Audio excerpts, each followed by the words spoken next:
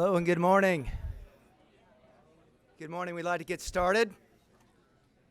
Welcome to the Terry Executive Education Center and the January edition of our Terry Third Thursday program, which is a breakfast, education, and networking event. I'm Porter Lummis. I'm the current Terry Third Thursday chair and a board member at the Terry College. Our speaker today believes in the theme that anything is possible. And as proof positive of this theme, I have ended up as your speaker today, or your introducer today. Normally this is handled by our Dean Ben Ayers, and he's been called away on short notice to handle some other responsibilities. As fate would have it, my daughter started the University of Georgia this fall, and one of the first things my wife and I asked her to do is to take a public speaking class because she hates it. And isn't karma just an absolute charmer that I would be here today to speak with you? I'm the chair of the Terry Third Thursday effort, but of course this doesn't happen without the hard work of a lot of other people. I want to take a moment to recognize two people in particular, Natalie Glenn and Christine Smith, who Christine's outside right now welcoming everybody in. They're the ones that do all the heavy lifting to make this program possible. They do a ton of other things to keep Terry running smoothly, and they never seem to get all the recognition they deserve. So thanks to Christine and Natalie for getting us here today.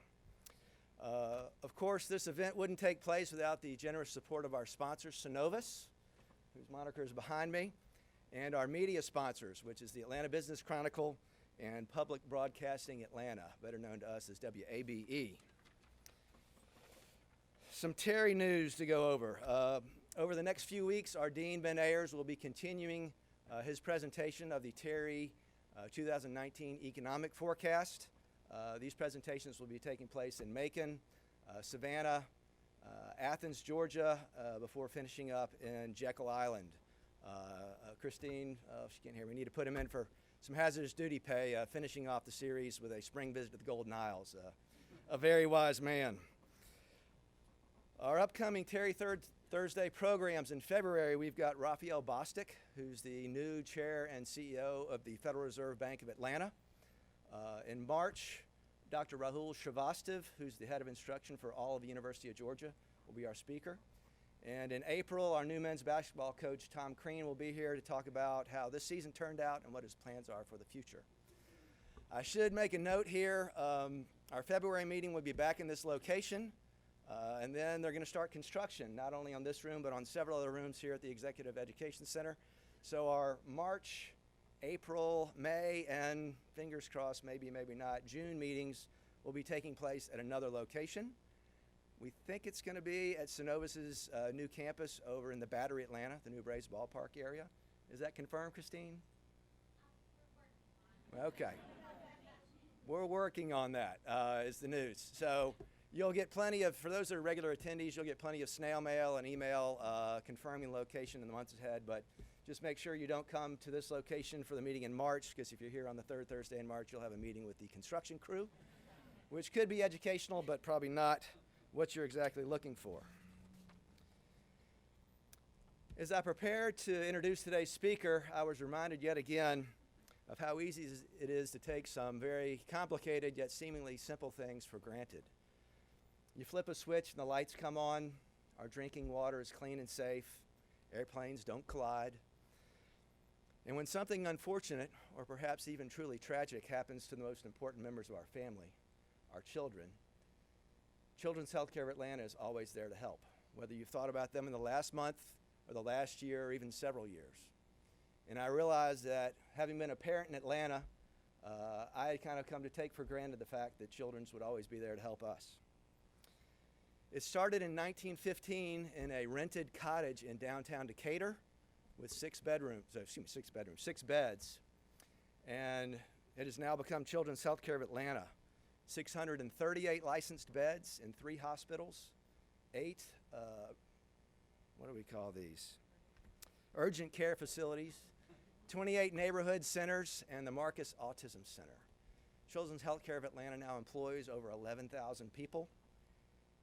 It also accomplishes its mission every year thanks to the hard work of more than 7,000 volunteers. Almost 40% of their workforce is a volunteer service. That was amazing. Each year, CHOA serves more than 400,000 patients. They conduct more than 42,000 surgeries.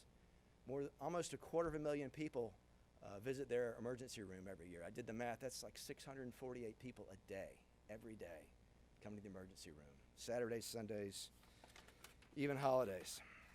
Our speaker today, Linda Matzigkeit, is the Chief Administrative Officer of CHOA. As I learned about all her different responsibilities, I found out that she basically handles everything for the hospital that doesn't directly involve a scalpel or a needle. She is from the land of Lincoln, which for those of you that share my passion for history and geography when I was at university is Illinois. She received her BS in healthcare from Florida Atlantic University and then went on to get her MBA at the home state of Illinois State University. Linda joined CHOA in 2003, and shortly after arriving, she got them to agree to set the goal that CHOA would be an employer of choice. And this just wasn't in the healthcare industry or the state of Georgia, but the employer of choice anywhere. Thanks to Linda's vision and her dedication to this cause, last year, Fortune named CHOA one of its 100 best places to work for the 12th year in a row. Pretty incredible. Beyond her professional accomplishments, I learned, interestingly, that several years ago, CHOA had sponsored a triathlon. And in one of the lead-up events to that event, her boss leaned over and said, "Linda, wouldn't it be great if you participated in this triathlon too?" And not only did Linda participate and complete that event, but she went on to complete more than 40 triathlons, including a half dozen half Ironmans and one full Ironman. And I think you've completed like 40 marathons as well.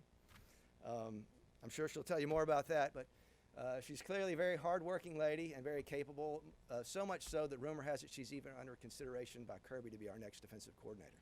So we'll see if she can pull that off. Please join me in welcoming Linda Matzigkeit.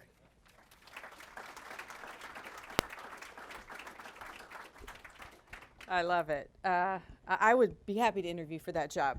Well, thank you all for having me today at the Terry College Third Thursday. I'm really honored to be here and share with you a little bit about Children's Healthcare of Atlanta. And I'd like to start by asking, how many of you have ever experienced bringing a child to Children's Healthcare of Atlanta? Raise your hand. Okay. Now, how many of you have ever experienced bringing a child to Healthcare of Atlanta, or you know someone that has brought a child to Children's Healthcare of Atlanta? Raise your hand again. Okay, so almost everybody in the room. Well, I hope has anybody ever been a patient? Because there's some young patients. Okay, all right. So we have some patients. That's becoming more common these days. So I hope that if you have brought your child to Children's Healthcare of Atlanta, you had a great experience, because that's certainly what we strive for. And so as Porter mentioned, Children's has grown from its beginnings in 1915 in those 2 rented cottages in Decatur, Georgia. And today, we really have become one of the leading pediatric healthcare systems in the country. And so we have 3 hospitals, our Scottish Rite, Eggleston, and Hugh Spalding. We actually have 27 locations. The Marcus Autism Center, our newest location, the Center for Advanced Pediatrics, and that's on the corner of North Druid Hills and 85, and I'll talk a little bit more about that. But everybody thinks that's the new hospital, and it's a wonderful and beautiful building with a great beacon with our medallion on it, but that's actually a clinic for chronic and complex kids. And so we have really grown and expanded over that 100 years, but one thing remains. We have been taking care of the kids in this community in Atlanta and the state of Georgia for over 100 kids. And that's really an awesome responsibility, but as Porter mentioned, we are so fortunate to have a facility like this in our community. And so I want you to think with me for a moment, and many of you may have experienced this. So you have a daughter. Your daughter's name is Ella. Ella is 13 years old, and she's a lacrosse player. And one day, you get that call that every parent dreads. Ella has collapsed on the lacrosse field. Her speech is slurred, and she cannot move her right side. Your mind is just racing. You don't know what to do. They say, "We're taking her to Children's Healthcare of Atlanta." So you rush to Children's Healthcare of Atlanta. The doctors tell you Ella has a brain bleed. At that moment, it's the worst day of your life. Everything is crashing in. And they tell you, we don't know what the outcome will be, but you've got the best, you've got the experts, and at that moment, the Children's Healthcare of Atlanta family surrounds you, and you have the best specialists, the best nurses, the best clinicians that are taking care of your child. Now, the good news is that Ella makes it through the brain surgery. But the part of the brain where there was the bleed impacted her language and her motor skills. So Ella has to learn to walk, talk, and do all the basic life functions that we take for granted.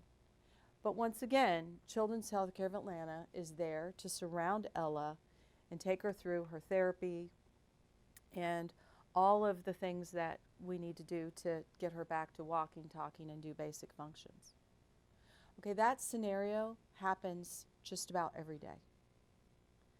And so when it does happen and you make it through and at the end, you are so grateful. What would have happened to Ella if Children's Healthcare of Atlanta was not here? And so it's really an awesome responsibility that we have. I mean, we're dealing with life and death every single day. And if it's your child, you want the best, and you want to make sure that the staff is the best and the doctors, everyone taking care of your child. And so we have to be very careful about the employees we hire. They have to be strong because they have to deal with life and death every day. But they also have to be caring. We're taking care of kids, and so they have to have a caring heart. And so I do orientation for all of our new employees about once a month. And what I say to every employee is that parents put extraordinary trust in us, and we cannot let them down. And that's an awesome responsibility for leaders as well. So to lead an organization where you're dealing with life and death, you're dealing with illness, injury, you've got to have the best leaders as well. And so our leaders can help foster that. So leadership is really important at Children's Healthcare of Atlanta. And so given this is a business school, I assume you're either leaders now or you're aspiring leaders. So I thought what I would do today is share with you some of the leadership insights that I have over my 16 years at Children's. I think a lot of them are universal that you can apply in your own organization. And so I'm just going to share a lot of different stories with you today. So the 4 leadership insights that I want to share are to be present, go deep, lead by example, and dream big. So let's talk about each of those. Let's talk about being present. I think it is critically important to be present with your employees. But so many times as leaders, we get caught up in the day-to-day, we get tethered to our desk, and we forget about walking around, going to important events, and being with our employees. So what I have done is at the beginning of the year, I schedule those really important events that I want to make and where I have opportunities to be with my employees. And I don't let anything get in the way of them. So I'm going to share a couple of the things that I do as a leader that I think have been successful. So the first thing I do is, as Chief Administrative Officer, I have a division of about 350 employees.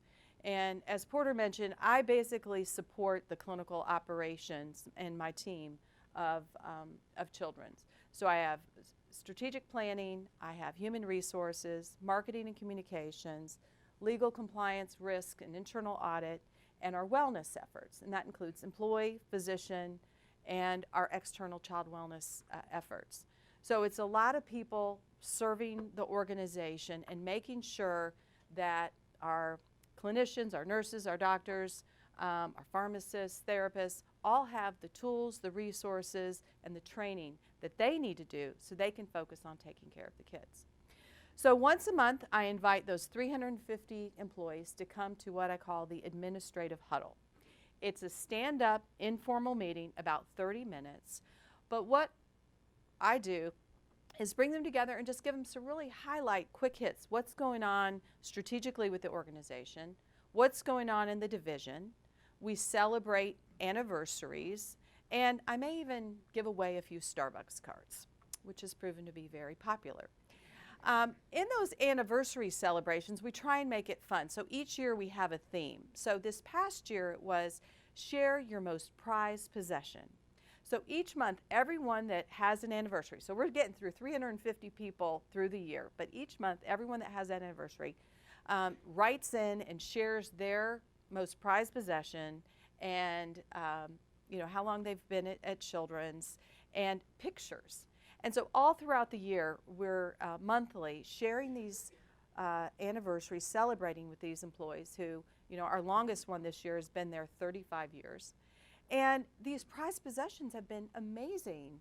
My grandmother's wedding ring, my family cookbook, but it's allowing me to learn more about my employees, but also for them to share with everything, something that's very personal for them. So I think it's quick, it doesn't take a lot of time, it doesn't take a lot of planning, but it's a really important thing, and I'm always there. The other thing we do is quarterly we have a division meeting where we come together for a half of an afternoon and we go deep on strategy and division, and sometimes we have a speaker. But again, bringing your employees together on a regular basis and having you as the leader sharing important information, I think is really vitally important. The other thing that I do is something called Lunch with Linda, and it just happens to work out that lunch starts with an L, or I might have to do something else. But I bring together once a month everyone that's celebrating a birthday in that month. So depending on the group, it's anywhere from 20 to 30, and we do have lunch, but it is my opportunity to really have one-on-one with every single division meeting throughout the year. So we have lunch, we talk about what's your role, how long have you been here, what are you doing for your birthday, so then I get some insights into what their interests are and what they're doing. And later on I could say, oh, how was your trip to New Orleans for your birthday? And it forms that connection.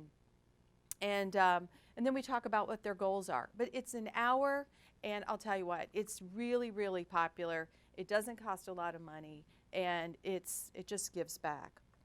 One of the things I started last year that I think is really fun is called the Coffee Caper.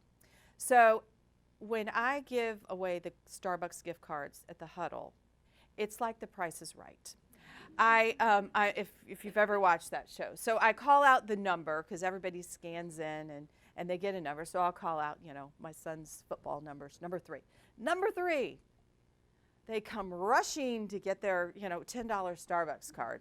So I figured out that, this group of employees, which is in large part millennials, really loves their coffee. So one day I said, look, if you send me your coffee order, someday coffee might show up at your desk. Now I'm thinking, okay, I'd like a latte, or I'd like a dark roast, or maybe even a hot chocolate. But oh no, who knew there was such a thing as a dirty chai latte with soy, extra hot, these orders are unbelievable. Then there's the iced coffee with coconut milk and 2 pumps of vanilla. And so what I do about every other week, I go get about 8 to 10 coffee orders, and I personally deliver them to the employees' desks with their very specialized signature order. And I have to tell you, the Starbucks people are like, oh, here she comes again with her big order. And I got to come back and carry that. But I'm going to their desk, and I'm giving them their personalized coffee. Now, it takes some effort, but the smiles, the appreciation, it's just amazing. And again, I'm present. They've seen the leader. Oh my gosh, my leader came to my desk today and delivered coffee. Another thing we do at Children's, which I participate in, is called executive rounding. And if you don't know what rounding is, it's walking around.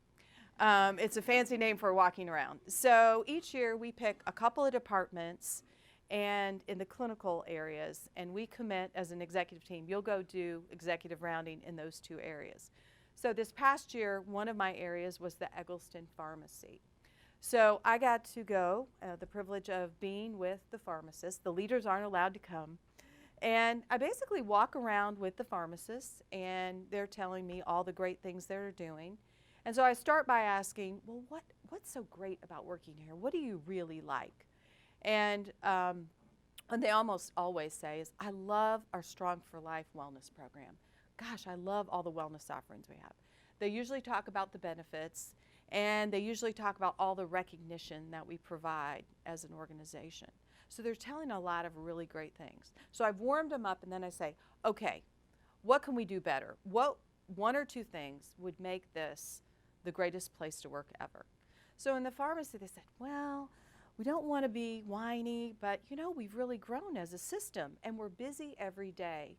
And you know what we really could use is some more staff, but we're afraid to ask. So, I don't know, is it possible? So I was able to bring that back and say, have we looked at the staffing in the pharmacy lately? Are we sure that they don't need some more staff members? And sure enough, they did need a few more staff members. So by going out, listening, and then they could say, oh my gosh, one of our executive team members came to our department today.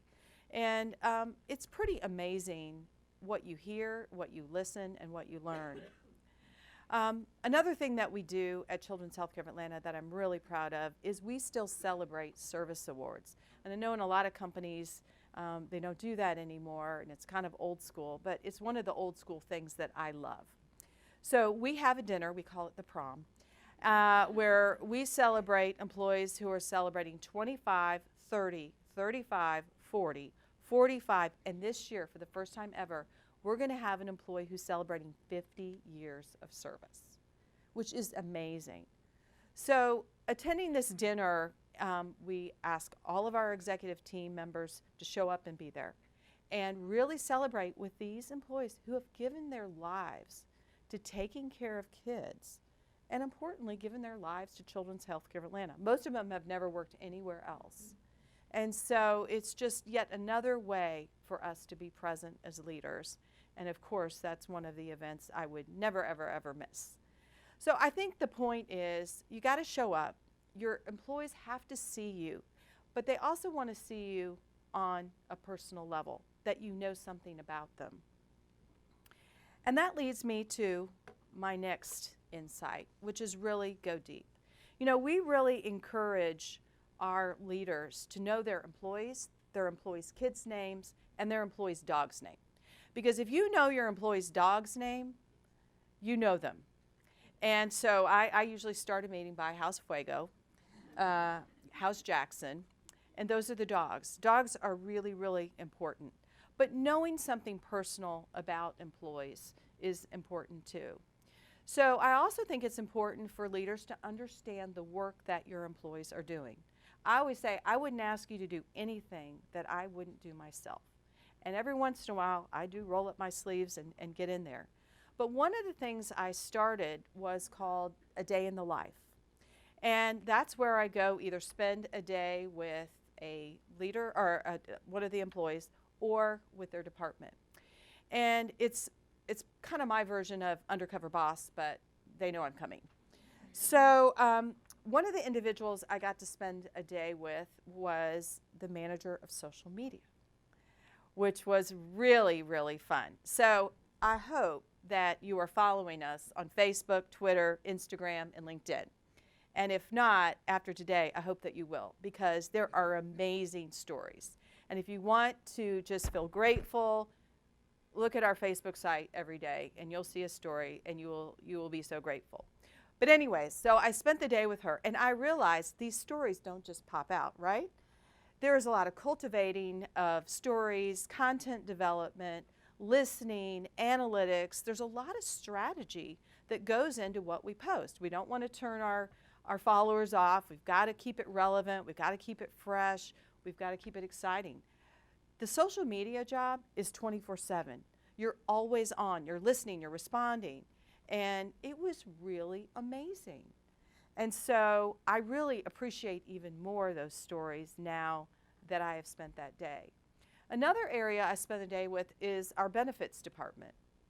And I was actually doing one of the jobs. And it was data entry. And I said, why am I manually entering this? Don't we have a system? No, it's all manual. And I said, what? Isn't there technology that can do that? So let me tell you, after that day, I said, isn't there technology that can do this? And our benefits director said, well, yeah, it's kind of expensive, but we could do that. And so guess what? For 2019, it's in the budget.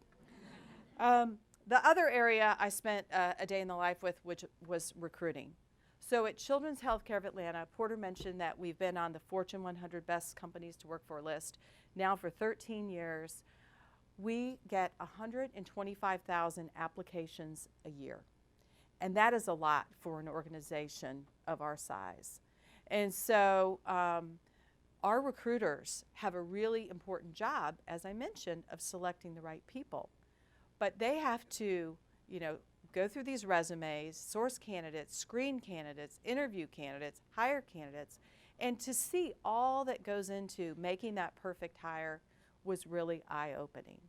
So again, insight number 2, I think it's really important for you to understand what your employees are doing, because that way you can make sure they have the resources they need, you can remove barriers. And the only problem with a day in the life is now everyone wants me to come spend a day in their life. So it will probably take me several years before I get through everything. So my next insight is to lead by example. And I really think it's important as a leader, if you are asking your organization or your employees to do anything, that you should be leading by example. So about 11 years ago, we were at a board retreat. And so this is all our board of trustees and our executive team. And we were going through our different strategies, and there were some clinical things we were doing, and then we were super excited and we said, and we're going to take on child wellness, and we're going to go out there and really make sure the kids in our community are healthy. And one of our very, very southern, I wish I had a southern accent, I don't, raised his hand and he said, excuse me, but have you looked around your hospitals these days? You're not exactly the picture of health. And after we got back onto our chairs, because we had all fallen off, we said, yeah, you're right. And he said, I want you to take care of inside before you go outside. If you're going to lead by example, lead inside. And he said, who's going to lead this thing? And everybody pointed at me. And he said, I'm going to come see you next week. And so here this very long-term board member came to me and goes, all right, now what are you going to do to fix this? And, I thought we were just going to have a discussion. I didn't have a plan ready. And I said, well, we're going to need some resources. He said, okay, if I tell you we can get you these resources, what can you do? And I was kind of doing quick math in my head. I said, we can lose 10,000 pounds. And I was kind of doing, at that time we were about 7,500 employees, and I thought, well, I guess each employee could lose a pound or so. And so that day set forth in motion a very big effort to change our organization. Now, we are a very celebratory organization, and we had been celebrating with food for a long time. So, the nurses are stressed, bring in the pizza. Oh, we're having a meeting, bring in the bagels. Cupcakes for everyone. And so we really were giving our employees a lot of calories every single day, and that was how we were showing love. So we had to really, really rethink what we were doing there in employee wellness. And in January of 2008, we launched our Strong for Life employee wellness program. And I knew, as the leader of that program, that it started with me, that I needed to look at my eating and nutritional habits, that I needed to look at my activity, and that I needed to look at my stress levels and well-being. And so it really kind of started that day, and as Porter mentioned, 40 triathlons later, I think I'm leading by example, or hope so. So in that Strong for Life employee wellness program, we have a lot of programs. We say we have something for everyone. But one of the things that we started was a program called Mission Slim Possible. And it's our version of The Biggest Loser. And so we have about 50 participants a year. They compete in teams. And really what they're learning, though, is how to have better nutrition, activity, manage their stress, and build lifelong skills. But we surround them with nutritionist coaches, exercise coaches, and a lot of resources to help them get on that journey. So a couple of years ago, an employee came up to me, and I didn't recognize her. And she said, I just want to thank you. And she said, I've lost 100 pounds. And that's why I didn't recognize her, because she looked very, very different. And she said, you know, you saved my life. And I thought at that moment, if I can save one life from this program, it makes all the difference. I recently received a letter from an employee who said, I want you to know how much you've inspired me. I've heard about all of your races and all the things that you've done, and I decided to do a half marathon, or half Ironman this year, which is a 1.2 mile swim, a 56-mile bike, and then a half marathon. And he said, you know, you were inspiring me and encouraging me, and I did it. And all throughout the race, through the swim, the bike, and the run, I had you in my head. And you were telling me, you can do it. Go, don't stop swimming, don't stop biking, don't stop running. And he said, you really got me through that race. And again, to inspire employees, I think is the greatest gift that you can get as a leader, that something you led and something you did, your actions, inspired others to do. So I think it's really, really important to lead by example. And the fourth insight is really to dream big. I am a big dreamer, love dreaming, always have. But I think it's important that you not let anyone tell you that anything is too big, because I truly believe that anything is possible. So I try and dream big in both my personal and my professional life. And as Porter mentioned a couple of years ago, I said, you know, I've been leading these employee wellness efforts, and you know, I really want to do something big. What's the biggest thing I could do? What's the most challenging thing I could do? And so I brainstormed in my head, and I came up with, I'm going to do an Ironman Triathlon. Now, for those of you who don't know, an Ironman is a 2.4 mile swim, followed by a 112-mile bike, followed by a 26.2 marathon, all in consecutive order with very few little breaks in between just to change your clothes. And so that was my dream. I wanted to do that before I turned 50. And so I trained for 9 months, and all the while I was training, I just had that mental image of crossing the finish line after that really, really big accomplishment. And I think that's how you have to do it with dreaming big. You have to dream it, then you have to think about it, your dream, all the while you're accomplishing it. And so I crossed that finish line, and I've never been prouder of myself for doing that, but quite an accomplishment. But it doesn't just stop in my personal life. In my professional life, my team loves it, because I love to think up the craziest or the biggest or the best thing we could ever do and say, we're going to go do that. And one of those things is tackling childhood obesity. So once that board member thought we were on track with the employee wellness, he finally said, okay, good job, because we did lose the 10,000 pounds. We actually lost 12,000 pounds that first year, and we've just continued to do great things with our employee wellness. He's like, okay, we can go ahead and take on the external child wellness. But we started looking at this in about 2010, and you may remember that childhood obesity was really becoming an epidemic then. And so we knew that we had to do something big. In fact, when we started out, our CEO, Donna Hyland, said to me, we either need to go big or go home. And I said, I'm your girl. I can do this. But I didn't realize just how hard that was going to be, because the childhood obesity epidemic was 30 years in the making. And it's probably going to take 30 years in undoing all of that we've learned to eat processed foods and on all the unhealthy eating, all the sedentary behavior, the gaming. I mean, we've got to undo that. And so the more we did research in that first year, the more we realized that parents didn't see childhood obesity as a crisis, and they sure didn't see their own child as overweight or obese. In fact, we did some research where we had the BMI and we asked the parent, do you believe your child has a problem? No, they're just fluffy. It's just they'll grow out of it. They're fine. And so we knew we had to have a wake-up call. So in 2011, and you may remember this, we launched an ad campaign, and it was a very in-your-face talking about the crisis. They were black and white ads, and they actually used kids that were overweight and obese. It was not how we were going to solve the crisis, but it was intended to wake up. And a lot of people loved the ads, and a lot of people didn't like them. But whether you liked them or didn't like them, we started a dialogue that this is a crisis, and we've got to do something about it. Quickly, we came in with resources for parents.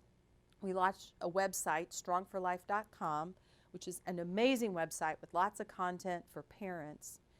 And we trained pediatricians who had been saying, well, I don't know how to have a conversation with these parents because they're overweight and obese, and if their child is, I don't know how to have the conversation.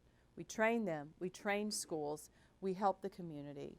And we started at 49th. We were the 49th worst state for childhood obesity. Today, we're at 34th.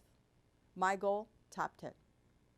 And so I know we still have a ways to do, but if we hadn't dreamed big, we might have done a few little things, but we would not have been a major contributor in this state in helping move that. And that brings me to my last point about Dream Big, which is what we're doing today at Children's Healthcare of Atlanta. So a couple years ago, we were thinking about, the future of Children's Healthcare of Atlanta, and we started with the question, what if? What if we could transform pediatric healthcare for Atlanta, for our state, and for the Southeast? What would that look like? Now, I mentioned we have 3 hospitals. They're all on very small parcels of land. There's no room to expand. We've built on to each of them like an old farmhouse. There's no more room. And so we had to really think bigger than just adding on to what we had. And so we envisioned a transformational campus at North Druid Hills and I-85, where we have a little over 75 acres, that we would have a clinic for chronic and complex kids, that we would house all our support employees together, think of that as our corporate employees, in one set of buildings, and that we would build a new hospital that would be state-of-the-art, that would have the latest technology, that would be able to serve more kids in our community. And so we dreamed, and that dream is now becoming a reality. We've opened the first building on the campus, the Center for Advanced Pediatrics. And so now kids that have diabetes, cystic fibrosis, cerebral palsy can all come to that building and have their appointments all in one location. The next building that will open this time next year are our support buildings. So we're going to bring together all those employees so that we can have more collaboration and that we can be a better support. Oh, and guess what? We're going to be right by the new hospital, which we will break ground on next year. It will be 446 beds, and all the patient rooms will have views of nature. Because we have so much acreage there, we're going to have 20 plus acres of green space. So research has shown that nature helps healing, and all the patients will have a view of nature. And so that's our biggest dream, and I am so excited about it because I really think it's going to be transformational for our community. And so with that, be present, go deep, lead by example, and dream big. I think those are really important leadership insights. And now I'm happy to take questions.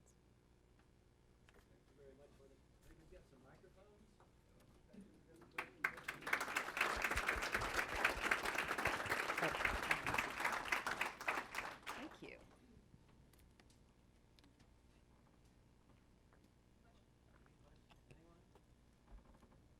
Wow, I've left you speechless.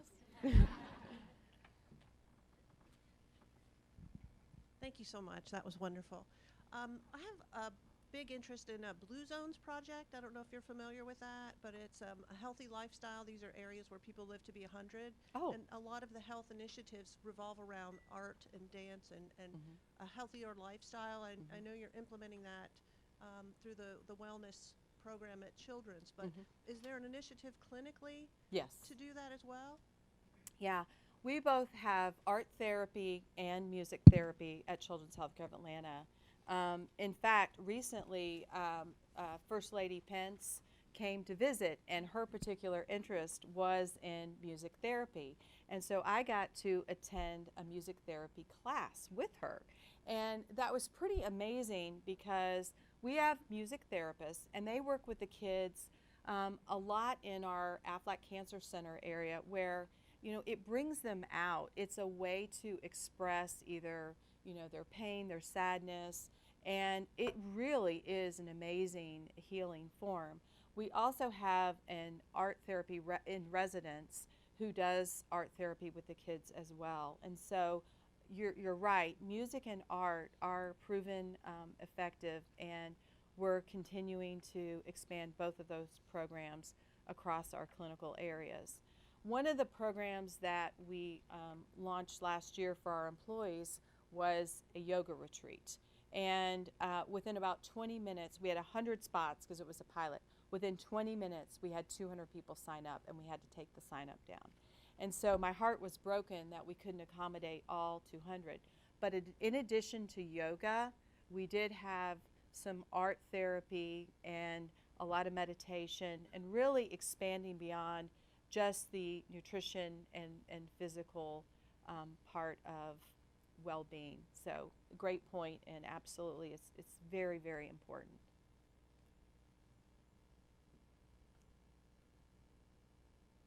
Hey, good morning. Thank you so much for sharing your leadership styles and insights. So you guys, most of us here, we lead people in business where we're doing something. What do you personally do for your mental health? I mean, you see some really inspiring stories, but you see the other side of that day in and day out as well. So what do you do to keep your mental health in check, and what kind of programs do you have for your employees so that they are mentally fresh as they're dealing with the highs and the lows? Yeah. Well, that's a really important question. Thank you for asking. Because when you are dealing with this, and I'll tell you, there are happy days, and then, there are not so happy days. For me, I am a runner and a cyclist, so every morning I'm out either pounding the pavement or on my bike. And for me, that is a stress reliever. That's where I kind of work out. But one of the things I started is really trying to be more grateful and think every day about what I am grateful for. And there's this, new movement around mindfulness, and one of the key things is to be grateful. And so I have a son who's a senior in high school, and every day I think I am grateful for how healthy he is. And so I think that's really important. In the clinical areas, we have resiliency retreats. So every year, a couple times a year, we offer resiliency retreats. And for those employees that particularly work in our cancer area and in our intensive care units where they see the worst things that you could ever imagine, we bring them off site, at least once or twice a year to really work on their resiliency, because it's hard. It's a hard job to work in there. We also have chaplains that are just focused on our employees. So they, if there's an incident or if a child happens to die, they will come, bring the employees together, and really have a debrief and a discussion. And so they're always available. I think the other thing we have is our therapy dogs, which also help the kids. So we have, I think, 17 therapy dogs now. So anywhere you go in the hospital, you're seeing dogs. But I think we also allow the employees to interact with the dogs so that they can have that time. But we pay very close attention to stress because it's a hard thing. But that's a great question.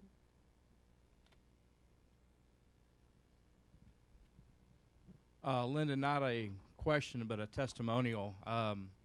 When my oldest son, back in 1989, was about 16 months old, we thought his pediatrician had thought seriously that he had leukemia.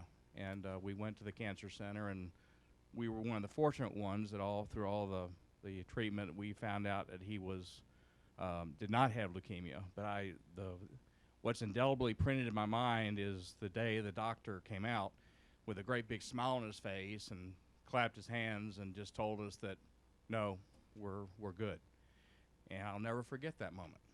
But the other one, it resonated with me, the story about the lacrosse player. My other son, when he was 15, was captain of the lacrosse team, and he collapsed on the field.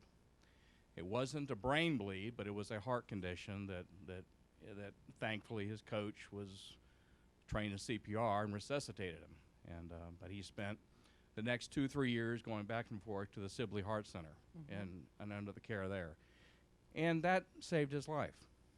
So thank you. Thanks for sharing.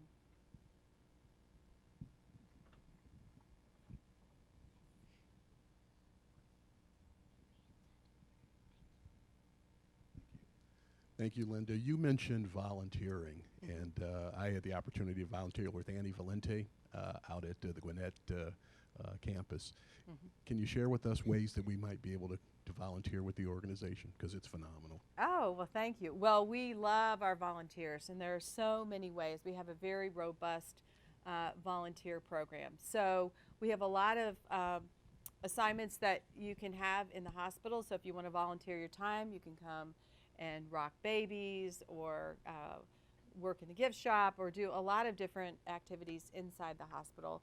If your employer wants to volunteer, we have opportunities where companies can come and send employees to host coffee for the parents. Because think about, some parents are living there for days, for weeks. And so for a group to come and do coffee and breakfast for the parents, that is very well received. Certainly, from time to time, we need donations of crayons and other art supplies for the arts and crafts that we do. And so there are just many different ways to volunteer. We also have a lot of events out in the community, and to get involved in those. Are any of you involved in our friends groups? Okay, just one. So neighborhoods have formed these groups. They're called friends groups. So there's Friends of Buckhead, Friends of Chastain, Friends of Sandy Springs, so all over the communities. And this volunteer group comes together and they learn about children's, but importantly, they have events and raise money, and importantly, awareness about children's health care of Atlanta and what you do. So lots of ways to get involved. Thank you.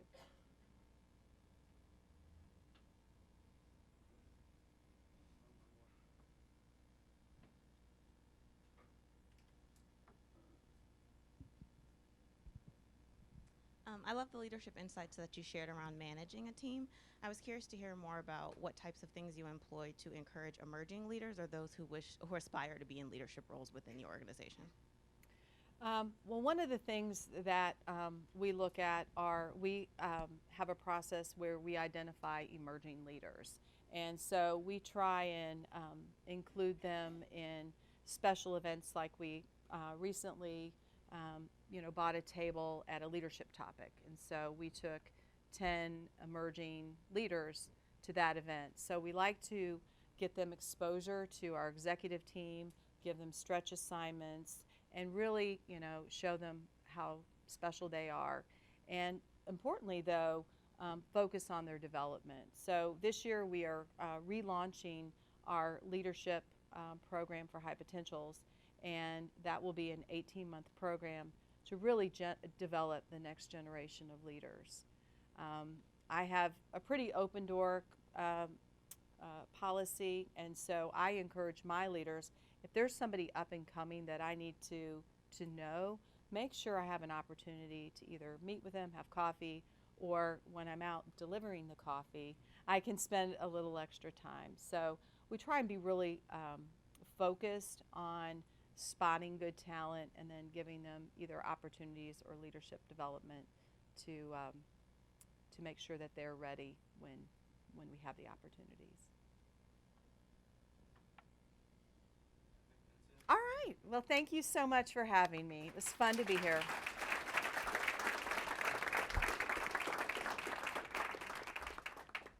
Thank you very much for sharing your time with us. It's a tradition here that we provide a keepsake to all of our Third Thursday speakers. And so, Linda, we'd like to present you with this glass sculpture from Loretta Oh, Eby. thank I think I you. pronounced that right. I It's a love token of our it. appreciation. That's beautiful. Thank you. So much. That concludes our meeting for today. I would remind everybody that we do validate everyone's parking. So if you have a parking stamp, you'd like to get that taken care of on the way out the door, please do so. Otherwise, thank you again for coming. I hope you have a good rest of the day and the rest of the week. Go Dogs.